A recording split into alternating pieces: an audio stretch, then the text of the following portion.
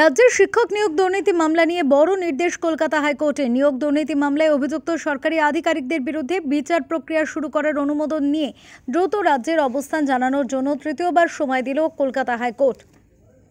আগামী 23 এপ্রিলের মধ্যে মুখ্য সচিবকে নিজের অবস্থান জানানোর নির্দেশ বিচারপতি জয়মাল্য বাগচির। এদিনও নিয়োগ দুর্নীতি মামলায় রাজ্যের মুখ্য সচিবের ভূমিকায় ক্ষোভ প্রকাশ করে হাইকোর্ট। এদিন আদালতের নির্দেশে নিয়োগ দুর্নীতি মামলায় রিপোর্ট দেন রাজ্যের মুখ্য সচিব। রিপোর্টে মুখ্য সচিব জানিয়েছেন, লোকসভা নির্বাচনের পরে নিয়োগ দুর্নীতি মামলায় অভিযুক্ত সরকারি আধিকারিকদের বিরুদ্ধে বিচার প্রক্রিয়া শুরু করার বিষয়ে অনুমোদন নিয়ে রাজ্যের অবস্থান সিদ্ধান্ত জানানো হবে। তা নিয়ে ক্ষোভ প্রকাশ বিচারপতি জয়মাল্য বাগচির। মুখ্য সচিবকে ডেকে পাঠাবো? নির্বাচনের সঙ্গে বিচার প্রক্রিয়ায় অনুমোদনের কি সম্পর্ক? পুলিশ কি এফআইআর করা বন্ধ করেছে নাকি তদন্ত বন্ধ আছে? প্রশ্ন বিচারপতি জয়মাল্য বাগচির। আপনাদের বিলাসিতার জন্য তদন্তকারী সংস্থা বসে থাকবে বলে রাজ্য সরকারকে ভৎসনা বিচারপতির। মুখ্য সচিবকে এই সিদ্ধান্ত নিতেই হবে।